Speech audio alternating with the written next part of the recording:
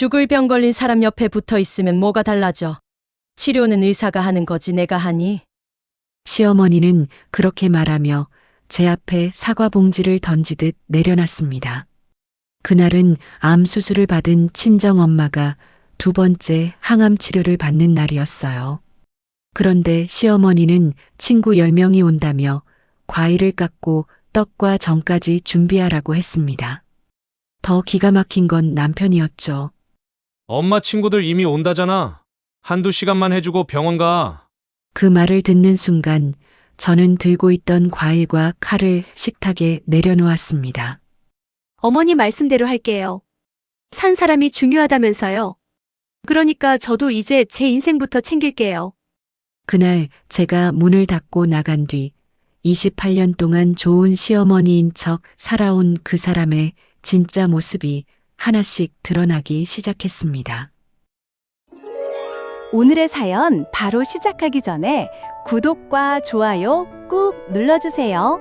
그 기운 받아 여러분의 오늘 하루가 행복해지길 간절히 기도드리겠습니다. 제 이름은 김서영이고 올해 56입니다. 그날 아침 저는 새벽 5시 반에 일어났어요. 친정엄마가 항암 치료를 받으면 속이 많이 메스껍다는 말을 들어서 전날 불려놓은 쌀로 미역죽을 끓였습니다. 엄마는 78이었습니다. 석 달 전 유방암 진단을 받고 수술을 했는데 재발 가능성을 낮추려면 항암 치료를 받아야 한다고 했어요. 첫 치료를 받을 때까지만 해도 엄마는 괜찮은 척 했습니다. 나 이런 거 하나도 안 무서워.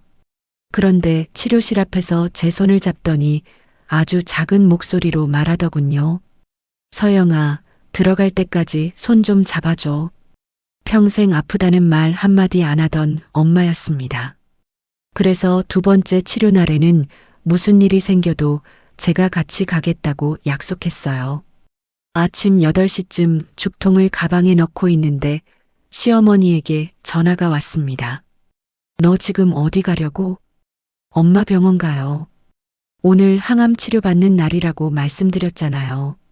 그건 조금 있다가 예약이 9시 반이에요. 잠깐 조용하더니 시어머니가 말했습니다. 나 지금 너희 집으로 가는 중이야. 저희 집에는 왜요? 우리 집 에어컨이 고장났어.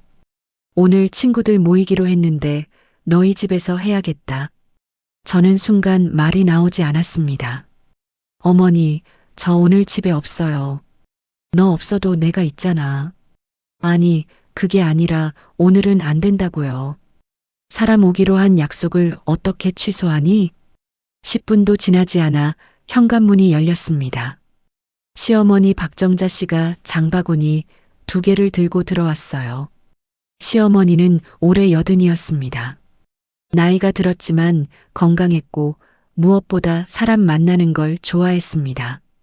한 달에도 몇 번씩 친구들과 모임을 했고 그때마다 음식 준비는 대부분 제가 했죠. 사과하고 배 사왔다. 냉장고에 포도 있지? 어머니, 떡은 10시쯤 올 거고 저는 내가 조금만 부치면 돼. 저 병원 가야 한다니까요. 시어머니가 저를 빤히 바라봤습니다. 내 동생도 있잖아. 부산에서 올라오는 중이에요.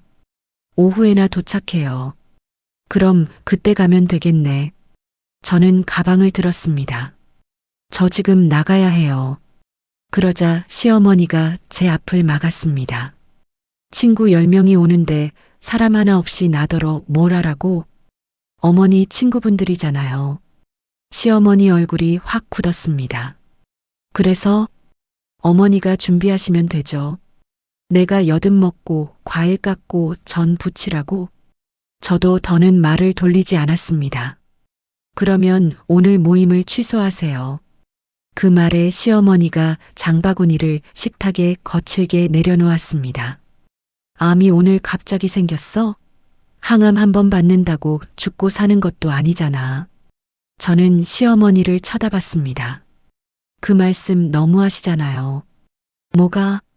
제 엄마예요. 그러자 시어머니가 코웃음을 쳤습니다. 죽을 병 걸린 사람 옆에 붙어 있으면 뭐가 달라져? 치료는 의사가 하는 거지 내가 하니? 산 사람 대접이나 제대로 해. 그 순간 손에 들고 있던 사과가 바닥으로 떨어졌습니다. 저는 마지막으로 남편에게 전화를 했어요. 여보, 어머니가 친구분 10명을 우리 집으로 부르셨대. 나 엄마 병원 가야 한다고 했잖아. 남편 동현 씨는 짜증부터 냈습니다. 엄마 집 에어컨 고장 난 거 알잖아. 그래서 사람들 오기로 했으면 한두 시간만 상 차려주고 가. 당신 장모님 오늘 항암이야. 알아. 알면서 그런 말이 나와?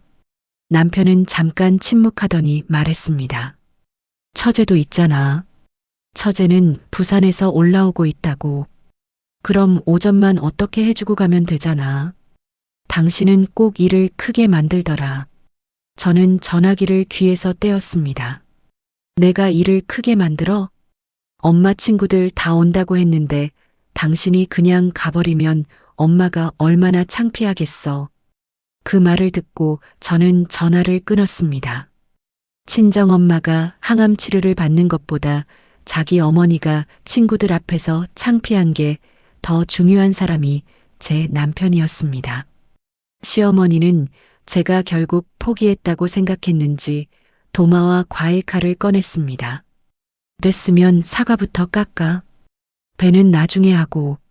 저는 칼을 받아들었습니다. 사과 하나를 집었다가 그대로 식탁 위에 내려놨어요. 과일 봉지도 함께 밀어놓았습니다. 어머니 말씀대로 할게요. 시어머니가 만족한 얼굴로 물었습니다. 뭘? 산 사람이 중요하다면서요. 저는 앞치마를 벗어 의자에 걸었습니다. 그러니까 저도 이제 제 인생부터 챙길게요. 너 지금 나가겠다는 거야? 네. 친구들이 곧 오는데 제가 부른 손님 아니잖아요. 시어머니가 손가락으로 현관을 가리켰습니다. 너 지금 나가면 다시 들어올 생각하지 마. 저는 가방을 들었습니다.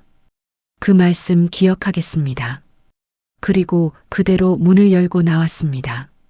결혼한 지 28년 만에 처음으로 시어머니가 시킨 일을 끝내지 않고 나간 날이었습니다. 병원으로 가는 차 안에서 손이 계속 떨렸습니다. 속이 시원할 줄 알았는데 처음에는 무서웠어요. 정말 이렇게 해도 되나 싶었습니다. 저는 결혼하고 28년 동안 시어머니에게 제대로 싫다는 말을 해본 적이 거의 없었거든요. 제가 처음부터 이렇게 산 사람은 아니었습니다. 결혼 전에는 보험회사에서 일했습니다. 제 월급으로 옷도 사고 부모님께 용돈도 드렸어요. 결혼하고 처자일을 낳은 뒤 남편 회사가 어려워지면서 사정이 달라졌습니다. 월급이 몇 달씩 밀렸고 전셋집을 옮길 때 시부모가 일부 돈을 보태줬습니다. 저는 그게 늘 마음에 남아 있었어요. 시어머니도 기회가 있을 때마다 그 일을 꺼냈습니다. 너희 힘들 때 우리가 안 도와줬으면 길바닥에 나 앉았어. 그래서 저는 받은 만큼은 해야 한다고 생각했습니다. 둘째가 3살이던 해 시아버지가 뇌경색으로 쓰러졌습니다. 시누이 미경 씨는 회사가 바쁘다고 했고 남편도 일을 그만둘 수 없다고 했습니다. 결국 병원에 가장 많이 다닌 사람은 저였어요. 아침마다 아이들을 어린이집에 보내고 병원에 갔습니다. 시아버지 식사를 챙기고 옷을 갈아입히고 필요한 물건을 샀습니다. 퇴원한 뒤에도 3년 가까이 병원 예약과 약을 제가 챙겼죠. 시아버지가 돌아가신 뒤에는 시어머니가 혼자 남았습니다. 그때부터는 더 했습니다. 혼자 계시니까 우리가 챙겨야지. 남편이 말하면 저는 고개를 끄덕였습니다. 시어머니 생일에는 미역국과 갈비찜을 만들었습니다. 제사 때는 전날부터 전을 부쳤어요. 친구들이 집에 온다고 하면 과일과 떡을 준비했습니다. 어디 놀러 간다고 하면 도시락까지 싸준 적도 있습니다. 처음 몇 년은 시어머니도 고맙다고 했습니다. 그런데 시간이 지나자 달라졌어요. 며느리가 그 정도는 해야지. 제가 조금 늦으면 그 말이 나왔습니다. 다른 집 며느리들은 시어머니 말 떨어지기 전에 움직인다더라. 친정엄마는 제가 그렇게 사는 걸 좋아하지 않았습니다. 서영아, 너도 내 몸 챙겨. 괜찮아. 시어머니도 손이 있고 딸도 있는데 왜 너 혼자 다 하니? 그럴 때마다 제가 엄마를 말렸습니다. 옛날에 우리 어려울 때 시댁에서 도와줬어. 엄마는 더 말하지 않았습니다. 대신 제가 친정에 늦게 가도 기다렸어요. 생신날 못 가도 괜찮다고 했습니다. 시댁 먼저 챙겨. 엄마는 아무 때나 보면 되지. 저는 그 아무 때나가 계속 남아있을 줄 알았습니다. 그런데 암 진단을 받고 나니 아니더군요. 엄마는 수술 뒤 몸무게가 빠졌습니다. 항암 치료를 시작하고부터는 밤 냄새에도 속이 울렁거렸습니다. 검은 머리카락도 조금씩 빠지기 시작했어요. 병원에 도착하니 엄마가 치료실 앞 의자에 혼자 앉아 있었습니다. 엄마가 저를 보자 웃었습니다. 왔어? 안 와도 된다니까. 저는 옆에 앉아 손을 잡았습니다. 혼자 어떻게 해? 엄마가 제 얼굴을 가만히 봤습니다. 너 울었니? 아니. 시댁에서 뭐라고 했어? 그 한마디에 목이 막혔습니다. 본인이 암 치료를 받는 날에도 제 시댁 걱정을 먼저 하고 있었어요. 엄마는 그런 거 신경 쓰지 마. 내가 아파서 내가 욕먹으면 싫잖아. 저는 엄마 손을 더 꼭 잡았습니다. 이제 안 그래. 뭐가? 엄마 때문에 내가 욕먹는 일도 없고 엄마를 두고 다른 사람 눈치 보는 일도 안 할 거야. 엄마는 제가 무슨 말을 하는지 다 이해하지 못한 것 같았습니다. 그때 휴대전화가 울렸습니다. 시어머니였습니다. 받지 않았습니다. 또 울렸어요.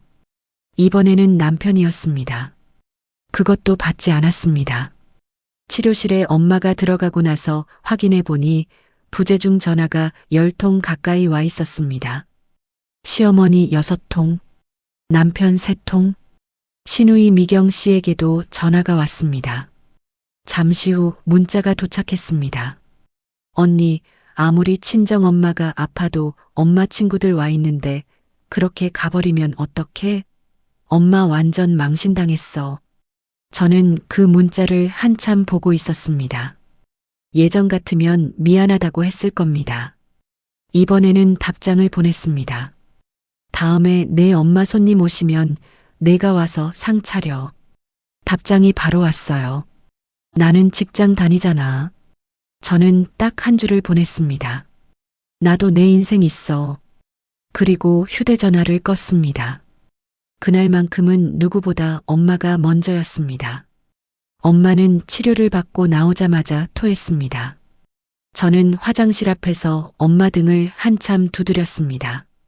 집에 돌아와서도 물 한 모금 넘기기가 힘들어했어요. 그래서 그날은 저희 집으로 가지 않고 친정에서 잤습니다. 남편에게는 문자 하나만 보냈습니다. 오늘은 엄마 옆에 있을게. 다음 날 아침 7시가 조금 넘었을 때 초인종이 울렸습니다. 남편이었습니다. 엄마가 자고 있어서 저는 급히 밖으로 나왔습니다. 당신 여기까지 왜 왔어? 남편은 제 얼굴을 보자마자 따졌습니다. 전화는 왜 꺼놨어? 치료실에서 계속 울리니까. 엄마가 어제 얼마나 창피했는지 알아? 또 그 이야기였습니다. 저는 한동안 남편 얼굴만 봤어요. 우리 엄마는 어땠는지 안 궁금해? 남편이 잠깐 멈칫했습니다. 많이 힘드셨어? 이제 묻네. 당신이 전화를 안 받으니까 그렇지. 항암 치료받는 장모님 걱정은 내가 전화 받아야 할 수 있는 거야? 그런 뜻이 아니잖아. 그럼 무슨 뜻인데? 남편은 한숨을 쉬었습니다. 당신이 조금만 참으면 다 조용하잖아. 그 말을 듣고 오히려 정신이 들었습니다. 28년 동안 이 사람이 저한테 하던 말이 늘 그거였거든요. 조금만 참자. 이번만 넘어가자. 엄마 원래 그렇다. 가족끼리 이해하자. 저는 물었습니다. 왜 참는 사람은 항상 나야? 또 그런 식으로 말한다. 어머니가 당신한테 친구 10명 상 차리라고 했으면 회사 빠지고 할 거야? 그건 상황이 다르지. 미경이한테 시키면? 미경이도 회사가 있잖아. 그러니까 나만 아무것도 없는 사람이었네. 남편이 얼굴을 찌푸렸습니다. 당신이 지금 감정적이라 그래. 아니, 이제야 감정을 빼고 보는 것 같아. 남편이 더 말하려 했지만 저는 현관문 쪽을 가리켰습니다. 엄마 자고 있어. 오늘은 가. 집에는 언제 올 건데? 엄마 상태 보고. 엄마가 또 뭐라고 하면? 당신이 알아서 해. 남편은 믿기지 않는 표정을 지었습니다. 제가 이런 말을 한 적이 없었으니까요. 그날 오후 처음 보는 번호에서 전화가 왔습니다. 서영이 맞지? 나이 든 여자분 목소리였습니다. 네. 누구세요? 나 복순이야. 내 시어머니 친구. 한복순 어르신이었습니다. 시어머니와 젊을 때부터 알고 지낸 분이었고 저도 여러 번 뵌 적이 있었습니다. 어머님, 안녕하세요. 복순 씨가 잠시 머뭇거리더니 말했습니다. 어제 일 때문에 전화했어. 저는 긴장했습니다. 친구분들까지 저를 나무라나 싶었어요. 그런데 전혀 다른 말이 나왔습니다. 내가 내 시어머니 대신 미안하다고 해야겠다. 네. 어제 우리가 너희 집에 갔거든. 저는 아무 말 없이 들었습니다. 제가 나간 뒤 시어머니는 친구들이 도착하자마자 제 욕을 시작했다고 합니다.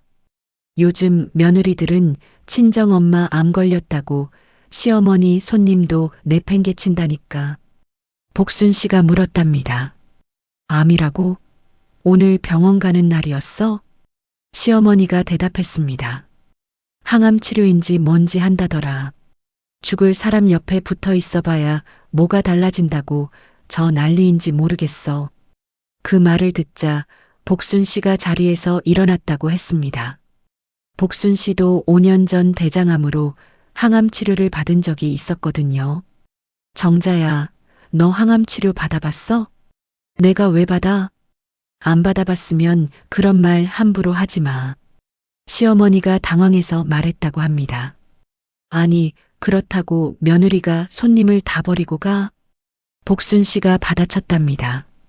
나는 치료실 들어갈 때 딸 손 놓는 것도 무서웠어. 내 친구들 과일상하고 사람 목숨이 같아? 거실 분위기가 그대로 얼어붙었습니다. 다른 친구 2명도 가방을 챙겼다고 합니다. 시어머니가 붙잡았습니다. 왜들 그래? 차라도 마시고 가. 하지만 복순 씨는 그대로 나왔다고 했어요. 전화를 통해 그 이야기를 듣는데 눈물이 날 것 같았습니다. 제 편을 들어준 사람이 남편도 시누이도 아니고 시어머니 친구였다는 게 서글펐습니다. 그런데 복순 씨가 조심스럽게 물었습니다. 서영아, 그런데 내가 하나 물어봐도 되니? 네. 너 친정만 챙기고 시댁 일은 거의 안 한다는 말 사실이니? 저는 잠시 말을 못했습니다. 제가요? 정자가 늘 그랬거든. 뭐라고요? 내가 친정에만 잘하고 자기한테는 해주는 게 없다고. 저는 웃음이 나올 만큼 어이가 없었습니다. 시아버지 병원에 3년을 다닌 것도 저였습니다. 생일상을 차린 것도 저였고 손님을 치른 것도 저였습니다. 어머님, 저는 그런 적 없어요. 복순 씨가 한숨을 쉬었습니다. 나도 이제 그 말이 이상해서 묻는 거야. 그 전화를 끊고 저는 오래 앉아 있었습니다. 제가 아무리 잘해도 시어머니에게 저는 밖에 내놓고 자랑할 며느리가 아니라 필요할 때 써먹고 뒤에서는 흉볼 사람이었던 겁니다. 그날 저녁 집에 돌아가자 남편이 거실에 앉아 있었습니다. 식탁에는 어제 시어머니가 가져온 사과와 배가 그대로 있었습니다. 저는 그 봉지들을 한쪽으로 치웠습니다. 앞으로 당신 어머니 친구 모임 나는 안 해. 남편이 고개를 들었습니다. 뭐? 생일상도 따로 안 차리고 친구들 음식도 안 하고 병원 예약도 내가 대신 안 챙길 거야. 갑자기 왜 이래? 저는 남편을 바라봤습니다. 갑자기 아니야. 그리고 아주 천천히 말했습니다. 28년 만에 그만두는 거야. 남편도 시어머니도 제가 며칠 지나면 원래대로 돌아올 거라고 생각했습니다. 화가 나서 잠깐 그러는 거라고 봤겠죠. 사흘 뒤 아침 시어머니에게 전화가 왔습니다. 아무 일 없었다는 목소리였습니다. 다음 주 수요일 10시까지 와. 어디를요? 내과 예약했잖아. 예전 같으면 진료과부터 확인하고 차에 기름도 미리 넣어놨을 겁니다. 이번에는 달랐습니다. 미경이한테 부탁하세요. 전화기 넘어가 조용해졌습니다. 뭐? 미경이가 딸이니까 같이 가면 되잖아요. 걔는 회사 다니잖아. 저도 일이 있어요. 내일이 일이니? 일주일에 몇 번 문화센터 나가는 거 가지고. 저는 잠깐 숨을 고르고 말했습니다. 집에 있어도 안 갑니다. 내가 지금 나한테 복수하는 거야? 아니요. 그럼 어머니 일을 어머니 자식들한테 돌려드리는 거예요. 시어머니 목소리가 올라갔습니다. 남보다도 못한 며느리네. 저는 바로 대답했습니다. 네. 그러니까 앞으로 남처럼 대해주세요. 그리고 전화를 끊었습니다. 몇 분도 지나지 않아 시누이 미경 씨에게 전화가 왔습니다. 언니, 엄마 병원 같이 좀 가주면 안 돼? 내가 모시고 가. 나 반차 써야 하잖아. 쓰면 되지. 언니는 시간 되잖아. 미경아. 왜? 그동안 나도 내 일정 취소하고 다녔어. 그래도 언니는 며느리잖아. 저는 기다렸다는 듯 말했습니다. 너는 딸이잖아. 미경 씨가 아무 말도 하지 않았습니다. 제가 덧붙였습니다. 내 엄마 병원이야. 내가 가는 게 이상해? 언니 진짜 너무 변했다. 응. 이제 좀 변하려고. 결국 병원에는 시누이가 갔습니다. 그날 오후 남편이 전화를 했습니다. 미경이가 회사에서 눈치 보인대. 그래. 당신이 그냥 해주면 되는 일을 왜 이렇게 만들어? 당신은 왜 연차 안 써? 남편이 잠깐 말이 없었습니다. 나도 회사 일이 있지. 미경이도 회사 일이 있고. 그렇지. 나는 내 일이 있고. 남편이 대답을 못했습니다. 아주 작은 일이었습니다. 시어머니 병원 한 번을 제가 안 간 것뿐이에요. 그런데 그 한 번 때문에 남편과 시누이는 자기 엄마의 병원 날짜를 자기 달력에 넣기 시작했습니다. 저는 그제야 알았습니다. 제가 대신해 주니까 아무도 자기 몫이 있다는 생각을 안 했던 겁니다. 며칠 뒤 복순 씨가 저를 근처 찻집으로 불렀습니다.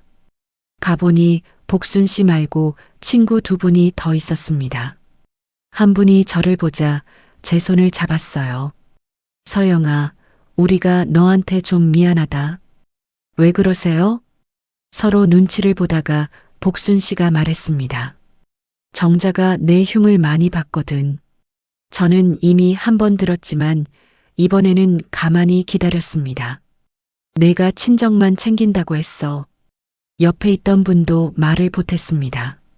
시댁일 시키면 싫은 티 낸다고도 했고, 다른 분이 고개를 저었습니다. 그런데 가만 생각하니까 이상하더라. 정자 생일 때마다 음식한 것도 너고 남편 아플 때 병원에 붙어 있던 것도 너였잖아. 복순 씨가 말했습니다. 우리가 눈으로 본 게 있는데 왜 정자 말만 믿었나 모르겠다. 저는 그분들에게 제 억울함을 하나씩 설명하지 않았습니다. 저는 이제 해명하고 다니지 않으려고요. 복순 씨가 물었습니다. 억울하지 않아? 억울하죠. 저는 찻잔을 내려놓았습니다. 그런데 어머니가 사람들한테 무슨 말을 하고 다니는지 제가 평생 따라다니면서 고칠 수는 없잖아요. 세 분이 조용해졌습니다. 앞으로는 어머니가 한 말은 어머니가 책임지게 두려고요. 그 말을 하고 나니 제 마음이 이상하게 편해졌습니다. 평생 저는 시어머니가 사고를 치면 제가 수습했습니다. 시어머니가 친구와 다투면 제가 전화를 했고 남편과 시어머니가 틀어지면 제가 가운데서 달랬습니다. 이번에는 아무것도 하지 않기로 했습니다. 그게 제가 처음 되찾은 제 시간이었습니다. 제가 친구들에게 아무 해명도 하지 않았다는 사실을 시어머니도 곧 알게 됐습니다. 문제는 친구들이 예전처럼 시어머니 말을 받아주지 않기 시작했다는 겁니다. 한동안 일주일에 한 번씩 만나던 모임도 2번이나 취소됐습니다. 복순 씨는 시어머니 전화를 받기는 했지만 먼저 만나자고 하지 않았습니다. 며칠 뒤 시어머니가 제게 전화했습니다. 처음부터 따지는 목소리였어요. 내가 복순이한테 무슨 말을 했어? 제가요? 걔가 나한테 사람 그렇게 살지 말라고 하잖아. 저 아무 말도 안 했어요. 거짓말하지 마. 제가 할 말이 뭐가 있어요. 그날 어머니가 직접 말씀하셨잖아요. 시어머니가 잠깐 조용해졌습니다. 내가 화가 나서 말 좀 잘못할 수도 있지. 그러실 수 있죠. 그런데 내가 며느리면 중간에서 오해를 풀어야 할 거 아니야. 무슨 오해요? 내가 너를 그렇게 심하게 부려먹은 건 아니라고 말해. 저는 어이가 없었습니다. 저보고 거짓말하라는 거예요? 거짓말이 아니라 좋게 말하라는 거지. 어머니 친구분들이 직접 본 게 있잖아요. 그래도 내가 한마디 하면 달라. 또 저에게 수습하라고 하는 겁니다. 저는 단호하게 말했습니다. 안 합니다. 뭐? 이번에는 어머니가 직접 해결하세요. 며느리가 시어머니 체면 하나 못 살려줘? 그 말에 병원에서 링거를 맞던 엄마 모습이 떠올랐습니다. 어머니, 왜? 우리 엄마 목숨보다 어머니 체면이 또 중요하세요? 시어머니가 입을 다물었습니다. 저는 더 말하지 않고 전화를 끊었습니다. 그날 저녁 남편도 저를 설득하려 했습니다. 엄마가 며칠째 사람도 안 만나고 있대. 아프셔? 그건 아니고 친구들하고 틀어졌잖아. 사과하시면 되겠네. 남편이 답답한 얼굴을 했습니다. 당신이 전화 한 통만 해줘. 뭐라고? 엄마가 원래 말은 거칠어도 나쁜 뜻은 없었다고. 저는 설거지하던 손을 멈췄습니다. 당신도 내가 거짓말하길 바라. 거짓말까지는 아니고 적당히 좋게 말하자는 거지. 그럼 당신이 우리 엄마한테 먼저 해. 남편이 눈을 크게 떴습니다. 뭘? 장모님한테 직접 말해. 당신 어머니가 죽을 사람이라고 한 건 나쁜 뜻이 아니었다고. 남편 얼굴이 굳었습니다. 왜 장모님까지 끌어들여? 끌어들인 건 당신 어머니야. 그 말은 실수였다고 했잖아. 누가? 남편이 멈칫했습니다. 엄마가. 나한테는 사과한 적 없어. 그날 남편은 더 이상 말을 하지 못했습니다. 하지만 시어머니는 쉽게 물러서지 않았습니다. 며칠 뒤 시누이를 데리고 저희 집으로 찾아왔어요. 현관문이 열리자마자 시누이가 말했습니다. 언니, 엄마가 얘기 좀 하러 왔어. 저는 차를 내놓고 맞은편에 앉았습니다.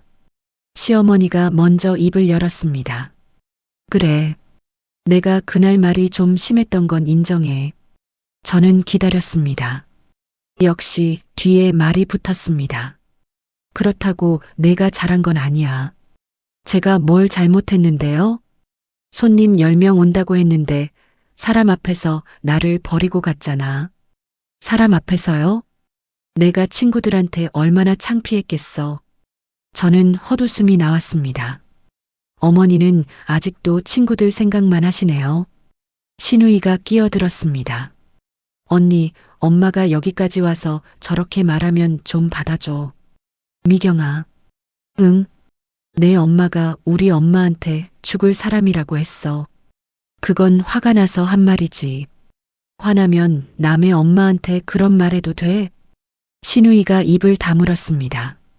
저는 시어머니를 보며 말했습니다. 앞으로 어머니 친구 모임에 저는 안 갑니다. 뭐, 생신상도 따로 안 차릴 거고요.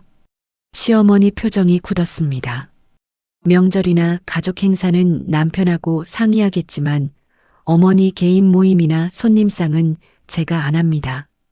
그럼 며느리가 뭘 하겠다는 거야? 그 말에 저는 바로 대답했습니다. 제 딸 노릇부터 하려고요. 시어머니가 자리에서 벌떡 일어났습니다. 두고 봐. 내가 언제까지 이렇게 큰 소리치나. 저는 현관까지 따라가지 않았습니다. 시어머니가 문을 세게 닫고 나간 뒤에도 그대로 소파에 앉아 있었습니다. 그리고 그 주말이 시어머니 생일이라는 사실이 떠올랐습니다. 해마다 제가 가장 바빴던 날이었습니다. 이번에는 아무것도 준비하지 않았습니다. 토요일 아침 7시 반, 휴대전화가 울렸습니다. 시어머니였습니다. 저는 일부러 늦게 받은 게 아니었습니다. 그날은 친정 엄마와 병원 검사를 가기로 해서 이미 일어나 있었습니다. 여보세요. 너 언제 올 거야? 어디를요? 오늘 내 생일이잖아. 알고 있어요. 그런데 오늘 못 갑니다. 시어머니 목소리가 바로 날카로워졌습니다. 못 온다고? 엄마 검사 있어요. 항암 치료도 아니잖아. 저는 잠깐 눈을 감았습니다. 또 시작이었습니다. 하지만 이번에는 화를 내지 않았습니다. 검사 끝나고 엄마랑 있을 거예요. 오늘 친구들도 몇 명 오기로 했어. 그러세요.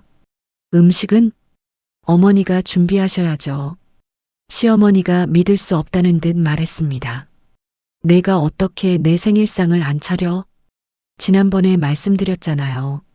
아무리 화가 나도 생일은 생일이지. 저 화나서 이러는 거 아니에요. 그럼 앞으로 그렇게 살기로 한 거예요. 시어머니가 소리쳤습니다. 내가 어떻게 나한테 이럴 수 있어?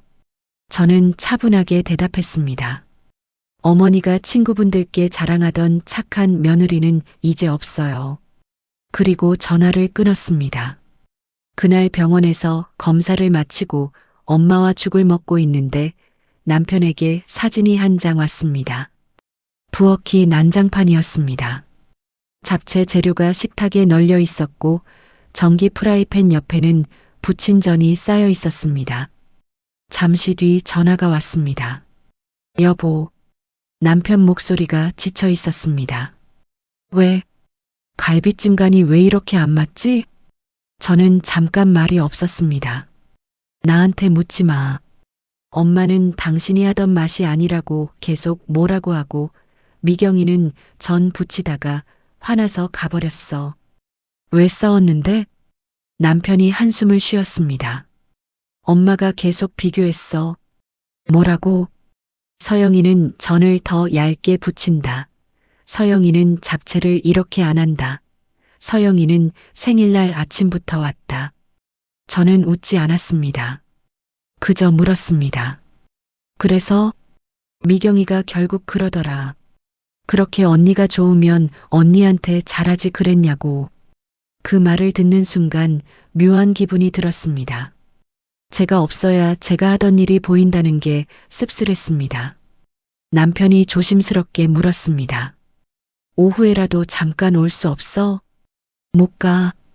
친구들도 온다는데. 당신이 해. 나 이런 거 못하잖아. 나도 처음부터 잘한 거 아니야. 남편이 더 이상 부탁하지 못했습니다. 저녁에 집에 돌아온 남편은 완전히 지쳐 있었습니다. 셔츠에는 기름이 튀어 있었고 오른손 검지에는 밴드가 붙어 있었습니다. 손은 왜 그래? 파 썰다가 베었어. 미경이는? 점심도 안 먹고 갔어. 남편은 소파에 앉더니 한숨을 쉬었습니다. 친구들도 많이 안 왔어. 몇 분 오셨어? 2분. 시어머니는 6명 정도가 온다고 했다는데 2명만 왔다고 했습니다. 그마저도 1시간 정도 있다가 돌아갔답니다. 복순 씨는 아예 오지 않았습니다. 남편이 말했습니다. 엄마가 진짜 충격받은 것 같아. 뭐가? 사람들이 자기 피하는 것 같다고. 저는 물컵을 내려놓았습니다. 그럼 왜 피하는지 생각해 보셔야겠네. 남편이 제 얼굴을 봤습니다. 당신 진짜 많이 변했다. 응. 무섭게. 저는 웃지 않았습니다. 당신이 보기에는 내가 예전처럼 참는 게 더 좋았겠지. 남편은 한참 있다가 고개를 숙였습니다. 그건 아니야. 아니긴. 나도 오늘 해보니까 알겠더라. 저는 남편을 바라봤습니다. 뭘? 당신이 그동안 많이 했다는 거. 처음 듣는 말이었습니다. 고맙다는 말보다 그 한마디가 더 오래 남았습니다. 하지만 저는 바로 마음을 풀지 않았습니다. 이제는 말보다 행동을 보려고 했습니다. 다음 주 시어머니 정형외과 예약은 남편이 반차를 쓰고 다녀왔습니다. 그 다음 피부과 진료는 시누이가 모시고 갔습니다. 저는 아무것도 하지 않았습니다. 그런데 이상하게도 세상은 멀쩡히 돌아갔습니다. 제가 없어도 병원은 갈 수 있었고, 음식도 어떻게든 만들 수 있었고, 생일도 지나갔습니다. 그동안 모두가 못하는 게 아니라 안 하고 있었던 겁니다. 제가 해주고 있었으니까요. 시어머니 생일이 지나고 일주일쯤 됐을 때 복순 씨에게 전화가 왔습니다. 서영아, 정자가 오늘 모임에 나왔어. 그래요? 사과하려나 했더니 아직 아니더라. 시어머니는 친구들 앞에서도 여전히 제 탓을 했다고 합니다. 며느리 하나 잘못 들여서 내가 이 나이에 이 고생이야. 복순 씨가 물었답니다. 무슨 고생을 했는데? 생일인데 상 하나 안 차려주고 친정 엄마한테 가버렸잖아. 그 말을 듣던 다른 친구가 물었다고 합니다. 그 친정 엄마가 암 치료받는 분 아니야? 암이라고 매일 죽어가는 것도 아니잖아. 그 순간 복순 씨가 손에 들고 있던 찻잔을 내려놨다고 했습니다. 정자야, 너 정말 아직도 모르겠니? 시어머니가 버럭했답니다. 내가 뭘? 사람들이 왜 너를 피하는지. 다른 친구도 말을 보탰습니다. 우리도 며느리 있고 딸 있어. 내가 며느리 욕할 때 그냥 시집살이 좀 하나 보다 했어. 또 다른 사람이 말했습니다. 그런데 내가 직접 하는 말 들어보니까 아니더라. 시어머니가 얼굴을 붉혔습니다. 너희가 걔한테 뭘 들었는데? 복순 씨가 대답했습니다.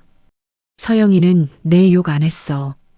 그 말에 시어머니가 오히려 더 당황했다고 합니다. 그럼 왜들 이러는데? 우리가 내 말을 직접 들었잖아. 복순 씨는 이어서 말했습니다. 내 남편 병원에 오래 다닌 사람도 서영이고, 내 생일상 차려준 사람도 서영이고, 우리 모임 때 음식한 사람도 서영이었어. 며느리면 그 정도 하는 거지. 그 말을 듣고 친구 한 명이 자리에서 일어났다고 합니다. 그래. 내가 그렇게 생각하니까 지금 이렇게 된 거야. 그리고 복순 씨가 마지막으로 말했다고 합니다. 내가 서영이한테 사과하기 전까지 나는 너하고 예전처럼 못 지내겠다. 전화를 끊은 뒤 저는 한참 아무 말도 하지 못했습니다. 통쾌한 마음도 있었습니다. 하지만 이상하게 마음 한구석이 아팠습니다. 시어머니가 친구들에게 외면받는 걸 제가 바라던 건 아니었거든요. 저는 그저 엄마 병원에 가고 싶었고 더 이상 함부로 대접받지 않고 싶었을 뿐이었습니다. 그날 오후 친정 엄마와 병원을 다녀오는데 집 앞에 시어머니가 서 있었습니다. 엄마는 모자를 쓰고 있었습니다. 항암 치료 때문에 머리카락이 많이 빠져 외출할 때마다 모자를 썼어요. 시어머니는 엄마를 보더니 잠깐 시선을 피했습니다. 사돈, 몸은 좀 어떠세요? 엄마가 웃으며 대답했습니다. 하루하루 견디고 있어요. 많이 힘드시죠? 힘들어도 살아야죠. 엄마는 더 말하지 않고 집으로 들어갔습니다. 시어머니가 저를 바라봤습니다. 잠깐 얘기 좀 하자. 저는 근처 벤치로 갔습니다. 시어머니는 한동안 손가락만 만지작거렸습니다. 먼저 입을 연 건 시어머니였습니다. 내가 그날 말이 심했다. 저는 아무 말 없이 들었습니다. 복순이도 그렇고 사람들이 너무 예민하게 받아들여서 그렇지. 내가 정말 사돈이 죽으라고 한 건 아니잖아. 저는 고개를 저었습니다. 어머니, 왜? 아직도 다른 사람들이 예민해서 이렇게 됐다고 생각하세요? 시어머니가 입을 다물었습니다. 그날 제가 병원에 조금만 늦었으면 우리 엄마는 혼자 치료실에 들어갔어요. 그래도 내 동생이 나중에 왔잖아. 나중에요. 저는 휴대전화를 꺼내 엄마가 치료를 받고 누워있는 사진을 보여드렸습니다. 치료 끝나고 이렇게 누워 있었어요. 시어머니는 사진을 오래 보지 못했습니다. 저는 천천히 말했습니다. 아버님 아프셨을 때 제가 3년 가까이 병원 다녔어요. 시어머니가 작게 대답했습니다. 알아. 어머니 병원도 제가 셀 수 없이 모시고 갔고요. 그건 고맙게 생각해. 그런데 우리 엄마가 암에 걸리니까 죽을 사람이라고 하셨어요. 시어머니가 고개를 숙였습니다. 내가 화가 나서 그게 문제예요. 뭐가? 어머니는 화나면 제가 제일 아픈 곳을 찔러도 된다고 생각하세요. 시어머니가 처음으로 대답을 못했습니다. 저는 계속 말했습니다. 제가 왜 28년을 했는지 아세요? 며느리니까 했겠지. 아니요. 시어머니가 저를 쳐다봤습니다. 결혼 초에 어려울 때 도움받은 것도 고마웠고 아버님 돌아가신 뒤 혼자 계신 어머니도 걱정됐어요. 남편 엄마니까 제 가족이라고 생각했고요. 그럼 지금도 가족이지. 가족이라고 막대해도 되는 건 아니잖아요.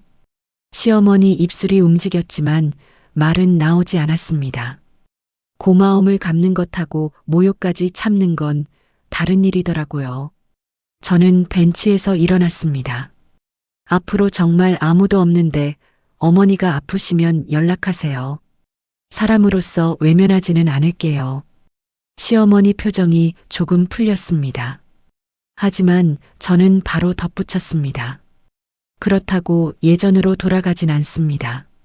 서영아, 친구들 모임도 안 하고 손님상도 안 차립니다. 생일상도 제가 책임지지 않을 거예요. 그럼 앞으로 나를 어떻게 보려고? 어머니로는 봅니다. 저는 잠시 멈췄습니다. 하지만 어머니 일을 전부 책임지는 며느리로는 안 살 겁니다. 시어머니가 고개를 들었습니다. 눈가가 조금 붉어져 있었지만 저는 그 자리에서 안아드리거나 괜찮다고 하지 않았습니다. 그건 예전에 제가 하던 일이었으니까요. 집으로 돌아오자마자 현관 비밀번호도 바꿨습니다. 남편에게 새 번호를 알려주며 말했습니다. 이제 어머니한테는 비밀번호 알려드리지 마. 남편이 저를 한참 바라보더니 고개를 끄덕였습니다. 알겠어. 그 한마디로 끝났습니다. 누구도 쓰러지지 않았고 누구도 망하지 않았습니다. 대신 처음으로 우리 집에 경계가 생겼습니다. 그 뒤 몇 달이 흘렀습니다. 친정엄마는 예정된 항암 치료를 끝까지 받았습니다. 마지막 치료날 저는 새벽부터 음식도 하지 않았고 시댁 일정도 잡지 않았습니다.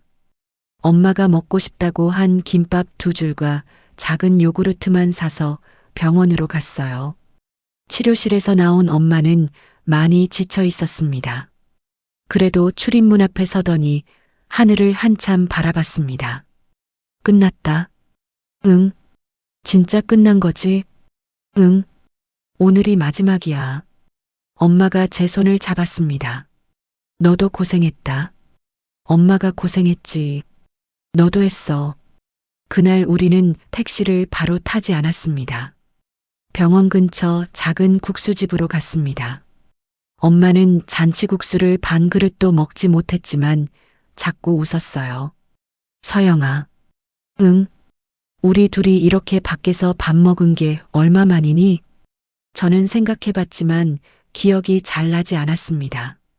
항상 시댁일이 먼저였습니다. 남편 일정이 먼저였고 아이들 일정이 먼저였습니다.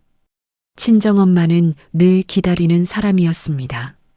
그리고 저도 늘 기다리는 사람이었어요. 이것만 끝나면, 이번 명절만 지나면, 어머니 병원만 다녀오면, 그렇게 제 시간을 계속 뒤로 미뤘습니다. 이제는 그러지 않기로 했습니다. 문화센터에서 하던 일도 주 3일에서 주 4일로 늘렸습니다. 큰 돈을 버는 일은 아니었어요. 그래도 제가 좋아하는 일이었고 사람들을 만나면 즐거웠습니다. 한 달쯤 뒤에는 엄마와 가까운 바닷가로 하루 여행을 갔습니다. 엄마는 모자를 쓰고 바다를 한참 바라봤습니다. 이런 데 오려고 내가 그렇게 치료받았나 보다. 제가 얼른 말했습니다. 엄마, 그런 말 하지 마. 엄마가 웃었습니다. 농담도 못하냐? 저도 웃었습니다. 앞으로 이런 데 자주 오자. 시댁 바쁘잖아. 엄마 입에서 아직도 그 말이 먼저 나왔습니다. 저는 고개를 저었습니다. 내가 시간 되면 오는 거야. 이제 그 집 허락 안 받아. 엄마가 제 얼굴을 보더니 웃었습니다. 우리 딸 이제 좀 독해졌네. 독한 게 아니라 정상으로 돌아오는 중이야. 남편도 조금씩 달라졌습니다. 어느 날 출근 준비를 하면서 말하더군요. 엄마 다음 주 정형외과 예약이래. 예전 같으면 그 뒤에 바로 이런 말이 붙었을 겁니다. 당신이 좀 모시고 가. 그런데 이번에는 달랐습니다. 내가 반차 쓰려고. 저는 대답했습니다. 그래. 그게 전부였습니다. 신우이도 한 번은 먼저 전화를 걸어왔습니다. 언니. 응. 엄마 병원 한번 모시고 가면 하루가 다 가더라. 그렇지. 진료 기다리고 약 타고 집에 데려다 주니까 오후더라. 저는 아무 말 없이 들었습니다. 미경 씨가 한참 있다가 말했습니다. 언니가 그동안 많이 했네. 그 말이면 충분했습니다. 이제 내가 하면 돼. 미경 씨가 웃었습니다. 응, 나도 해야지. 시어머니와 친구들의 관계는 바로 회복되지는 않았습니다. 복순 씨에게 나중에 들으니 시어머니가 한동안 모임에 거의 나오지 않았다고 했습니다. 그러다 2달쯤 뒤 먼저 친구들에게 연락했다고 합니다. 이번에는 집으로 부르지 않고 동네 찻집에서 만났대요. 복순 씨는 그날 이야기를 제게 나중에 전해줬습니다. 시어머니는 처음 한참 동안 다른 이야기만 했다고 합니다. 날씨 이야기, 병원 이야기, 동네 사람 이야기. 그러다 차가 거의 식었을 때 갑자기 말했답니다. 내가 서영이한테 너무 당연하게 했나 봐. 친구들이 아무 말도 안 했다고 합니다. 시어머니가 다시 말했습니다. 걔가 다 해주니까 원래 그래야 하는 줄 알았어. 복순 씨가 물었답니다. 그걸 이제 알았니? 시어머니가 고개를 숙였습니다. 나는 내가 잘해줘서 걔가 나한테 잘하는 줄 알았지. 아니었지? 한참 뒤 시어머니가 작은 목소리로 말했다고 합니다. 내가 못되게 굴어도 참아준 거였더라. 그 이야기를 들었을 때 저는 생각보다 담담했습니다. 예전 같았으면 시어머니가 자기 잘못을 인정하는 그날만 기다렸을 겁니다. 언젠가는 알아주겠지. 언젠가는 미안하다고 하겠지. 그런 생각 때문에 더 오래 참았는지도 모릅니다. 그런데 이제는 시어머니가 인정하든 말든 괜찮았습니다. 제 삶을 바꾸는데 그 사람의 인정이 필요하지 않았으니까요. 그렇다고 시어머니를 완전히 외면한 것도 아닙니다. 얼마 전 일이었습니다. 시어머니가 정기검진을 받는 날인데 남편은 지방 출장이 잡혔고 시누이도 중요한 회의가 있다고 했습니다. 시어머니에게 전화가 왔어요. 예전 같으면 첫 마디부터 명령이었을 겁니다. 내일 10시까지 와. 그런데 이번에는 달랐습니다. 서영아. 네. 내일 혹시 시간 괜찮니? 저는 조금 놀랐습니다. 왜요? 병원 가는 날인데 동현이도 없고 미경이도 시간이 안 된다네. 시어머니가 잠시 말을 멈췄습니다. 내가 안 되면 택시 타고 갈게. 저는 제 일정을 확인했습니다. 오전에는 아무 약속이 없었습니다. 10시에 갈게요. 시어머니가 잠깐 대답을 못했습니다. 그래. 그리고 아주 작은 목소리로 말했습니다. 고맙다. 병원에서 검사를 마치고 돌아오는 차 안에서도 예전처럼 제 일정을 당연하게 묻지 않았습니다. 집 앞에 도착하자 시어머니가 말했습니다. 올라가서 밥 먹고 갈래? 오늘 엄마한테 가려고요. 예전 같으면 분명 얼굴을 찌푸렸을 겁니다. 또 친정이냐? 그 말을 수도 없이 들었거든요. 하지만 시어머니는 고개를 끄덕였습니다. 그래. 사돈한테 가봐. 저는 그대로 차를 돌렸습니다. 그날 이상하게 마음이 편했습니다. 시어머니 병원에 다녀왔는데도 억울하지 않았어요. 제가 선택해서 간 것이기 때문입니다. 누가 당연하다고 시킨 게 아니었어요. 친정집 문을 열자 엄마가 부엌에서 저를 불렀습니다. 서영아, 김치전 먹을래? 응. 금방 부친 거야. 저는 가방을 내려놓고 식탁에 앉았습니다. 엄마가 뜨거운 김치전을 접시에 올려줬습니다. 예전 같으면 시계를 먼저 봤을 겁니다. 시어머니한테 갈 시간이 몇 시인지, 저녁은 뭘 해야 하는지, 남편이 언제 오는지, 그날은 아무것도 확인하지 않았습니다. 김치전을 천천히 식혀 먹었습니다. 휴대전화가 한 번 울렸지만 바로 확인하지도 않았습니다. 엄마가 물었습니다. 전화 안 받아? 저는 웃었습니다. 조금 있다가, 그리고 김치전을 한 조각 더 집었습니다. 그제야 알았습니다. 제가 되찾고 싶었던 건 누군가를 망하게 만드는 복수가 아니었습니다. 돈을 빼앗는 것도 아니었고 시어머니를 굴복시키는 것도 아니었습니다. 내 시간을 누구에게 쓸지 내가 정하는 것, 누구를 도와줄지 내가 선택하는 것, 싫은 일에는 싫다고 말하는 것. 28년 동안 너무 당연해서 제 것인지도 몰랐던 그 권리를 다시 가져온 것이었습니다. 서영 씨가 그날 식탁에 내려놓은 것은 사과와 과일 칼만이 아니었습니다. 친정엄마가 아픈 순간까지 다른 사람의 체면을 먼저 챙기던 오래된 습관도 함께 내려놓은 것이었죠. 가까운 사람에게 받은 말은 오래 남습니다. 특히 가족이라는 이유로 계속 참아온 사람에게는 더 깊게 남기도 합니다.